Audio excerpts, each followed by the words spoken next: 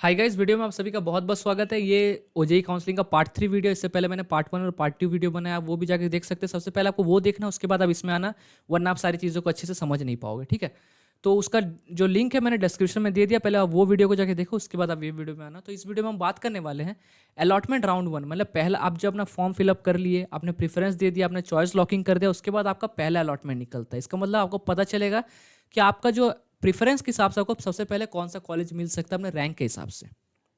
क्या लिखा हुआ पढ़ते हैं, देखो। सबसे पहले लिखा हुआ temporary seat allotment 1 will be available as per the schedule date and time given in the OJEE website and newspaper.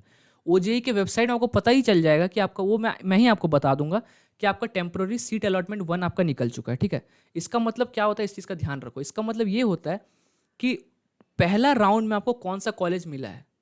इसका ये मतलब नहीं है कि ये आपका फाइनल कॉलेज है। समझो, चीज़ों को समझने की कोशिश करो। मानो फर्स्ट राउंड में आपको आईजीआईटी सारंग में कंप्यूटर साइंस मिला है। फर्स्ट राउंड में अलॉटमेंट राउंड, ये जो टेम्पररी सीट अलॉटमेंट राउंड है, इसमें आपको मानो आईजीआईटी सारंग में कंप्यूटर साइंस मिला। इसका मतलब ये नहीं है कि आपका फाइनली आईजीआईटी सारंग में कंप्यूटर साइंस मिल गया है। आपका और भी अपग्रेड होगा, आपका और भी आगे बढ़ा। आपने जो अपना प्रेफरेंस भरा है ना, उसके हिसाब से आपका पहला आपको मिला है। उसके बाद ये धीरे धीरे और ऊपर जाते जाएगा आपके रैंक के हिसाब से। ये आपका बेसिक है, सबसे पहला है आपका। ठीक है, इसका मतलब ये नहीं कि आप ये अपना सोचो कि आप आईजीआईटी सारे में वो कंप्यूटर साइंस मिल गया और आप जाके अपना एडमिशन कराने चल जाओ। यहाँ खास करके लिखा हो, इसको पढ़ने की कोशिश करो। देखो, कैंडिडेट कैन सी हीज और him temporary allotted seat position from the website. ये टेम्पररी है, परमानेंट नहीं है।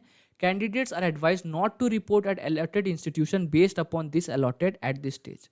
पहला बात तो आपको ये बता देता हूँ, ये जो आपका कॉलेज निकला है ना, आपने प्रेफरेंस के हिसाब से जो भरा है, जो आपको पहला निकलता है, इसके ऊपर ही आप जाएगा, इससे नीचे नहीं आएगा। इससे ऊपर ही आपका अपग्रेडेशन ही होगा, इसका डाउनग्रेड नहीं होगा आपका। ठीक है, इसके ऊपर का ही आपको कॉलेज अब मिलते जाएगा।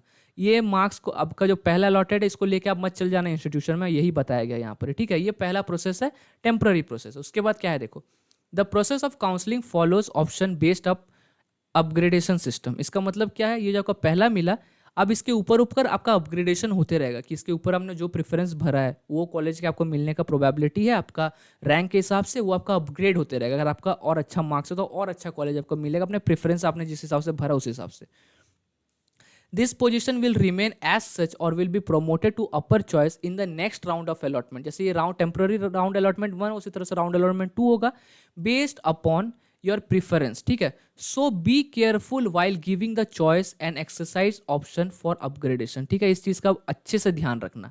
आपको प्रिफरेंस बहुत बढ़िया से भरना, ताकि आपका अपग्रेडेशन जो हो वो फेवरेबल हो, आपके हिसाब से हो, कि आप जिस हिसाब से चाहते थे उस हिसाब से हो। ठीक है, so better preferred choice should be given at upper level. इसका मतलब क्या है, जो कॉलेज आपने ऊपर भरा है वो सारे कॉलेज बेटर है, उसीलिए आपने उसको टॉप में भरा है। ठीक है, प्रेफरेंस में।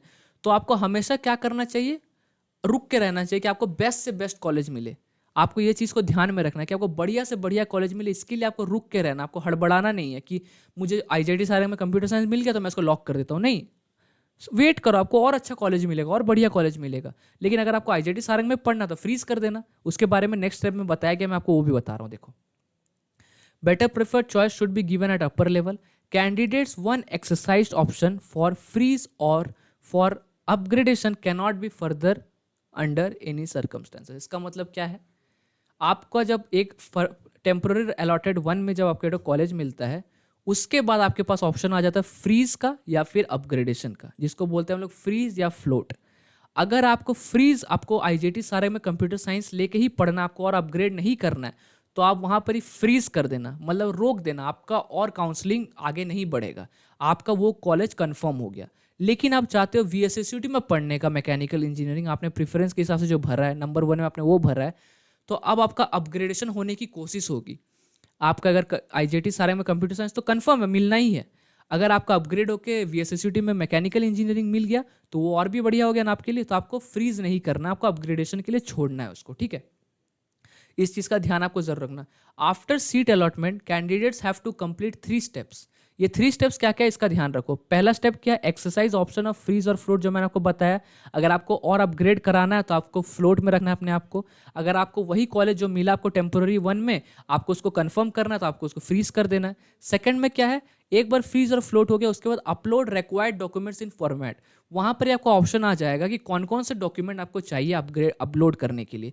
जितने भी इनकम सर्टिफिकेट हो गया, रेसिडेंट सर्टिफिकेट हो गया, क्लास 10th क्लास 12th के मार्क्सशीट हो गया, जो भी सारी चीज़ें वहां पर आपको दिखाएगा पीडीएफ फॉर्मेट में, उसको अपलोड करना। और अपने आप को क्या करना है, पार्ट एडमिशन फ़ी आपको पेमेंट करना है। अब ये पार्ट एडमिशन फ़ी क्या है वो भी मैं आपको बाद में बताऊंगा कितना है, उसका फीस स्ट्रक्चर कितना है, वो कितना आपको पेमेंट करना है। पहले ही बता देना 10,000 रुपीज़ पेमेंट करना है जनरल के लिए और 5,000 रुपीज़ ST SC के लिए, ठीक है। वो वाला पेमेंट भी आपको ऑनलाइन करना है, ठीक है। इस चीज़ का भी ध्यान आपको रख लेना। उसके बाद exercise option of freeze or floats, candidate has to opt for freeze or float option in his own login ID. इसका बेसिक मतलब तो मैंने आपको बता ही दिया ना, फ्रीज करना या फिर फ्लोट करना वो टोटली आपके ऊपर डिपेंड करना है। मेरा ऑप्शन तो यही रहेगा, प्रीफरेंस अगर आप बढ़िया से भरे हो ना यार तो आप फ्लोट में रखना, कभी फ्रीज मत करना। फ्रीज कर दोगे तो वही कॉलेज मिलेगा आपको, ऊपर वाला कॉलेज मिलने का अगर चांसेस भी बनते हैं तो वो भी नहीं मिलेगा। डॉक्यूमेंट्स अपलोड कर दिए, सारे डॉक्यूमेंट्स को पीडीएफ फॉर्मेट में अपलोड कर दिए पर्टिकुलर साइज के हिसाब से। मानो आपका रेसिडेंट सर्टिफिकेट जो आप पीडीएफ फॉर्मेट में अपलोड करोगे 1 MB आपका मैक्सिमम साइज है और आप 2 MB का अपलोड कर रहे हो तो वो अपलोड नहीं होगा, इस चीज़ का भी ध्यान रखना। तो साइज को हमेशा परफेक्ट रखना है। इमेज साइज जो रेड्यूसर होता है वो साइज रेड्यूसर आप ऑनलाइन में जाके वहाँ से अपना साइज को रेड्यूस कर सकते हो ना, पीडीएफ का साइज अगर आपका बड़ा हो जा रहा है तो, ठीक है। इस चीज़ का ध्यान रखना। पे एडमिशन और सीट कंफर्मेशन फीस जो आपका मैं बोला था 10,000 रुपीज़ या फिर 5,000 रुपीज़, वो आप यहाँ पर भी लिखा हुआ है, यहाँ पर आप देख सकते हो। वो पेमेंट अगर आप करते हो तभी आपका जो सीट है वो कंफर्म होता है, वरना आपका सीट कंफर्म नहीं होता, ठीक है। तो 10,000 या फिर 5,000 जो आपके कैटेगरी के हिसाब से उसको भर देना जरूर टाइम पे, वरना आपको जो सीट जो मिलता है वो भी आपको नहीं मिलेगा, इस चीज़ का ध्यान रखना। हाँ, उसके बाद यहाँ पर क्या लिखा हुआ देखो, इन प्रोसेस, ये वाला पढ़ो। After the first round allotment will be considered as in process candidate and are eligible for the next round temporary allotment to through upgradation process. जिसने फ्रीज नहीं किया, जिसने फ्लोट पे छोड़ा, उसका क्या होगा, टेम्पररी अलॉटमेंट 2 होगा, वहाँ पर उसको कॉलेज मिलेगा। उसके हिसाब से अगर उसने फिर भी उसको फ्रीज नहीं किया तो फाइनली अपग्रेड होते होते जाएगा, होते होते जाएगा, और फाइनली एक ऐसा कॉलेज है जिसके ऊपर में कोई अपग्रेडेशन नहीं होगा, वो फाइनल आपका बेस्ट से बेस्ट कॉलेज आपके रैंक के हिसाब से आपको मिलेगा और वो कॉलेज आपका फाइनल कॉलेज हो जाएगा, ठीक है। उसके बाद हम बात कर लेते हैं पेमेंट के बारे में। पेमेंट के बारे में आपको बता दिया 10,000 5,000 जिस हिसाब से वो पेमेंट करना आप कर सकते हो, ऑनलाइन के थ्रू से पेमेंट करना, इसके बारे में ज़्यादा डिटेल में बात करने की ज़रूरत नहीं है, ठीक है।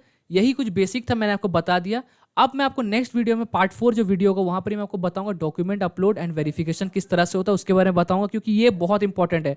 फिजिकली जाके आपको करना पड़ता है, आपके घर के पास ये नहीं होता है, घर से थोड़ा दूर होता है। अगर आप कोई भी डॉक्यूमेंट मिस करते हो ना तो उस दिन दिक्कत हो जाती है। तो पार्ट 4 वाला वीडियो भी जरूर देखना। अभी तक मैंने जो भी बताया उम्मीद करता हूँ सारी चीज़ आपको क्लियर हो गई होगी। तो पार्ट 4 में मैं आपको और भी अच्छे से ये वाला पार्ट आपको बताऊंगा, डॉक्यूमेंट अपलोड एंड वेरिफिकेशन, ये वाला पार्ट। तो वीडियो में बने रहना, ठीक है। तो नेक्स्ट वीडियो में जल्दी आ जाओ और वो वीडियो में आपको एक्सप्लेन करने वाला हूँ पार्ट 4।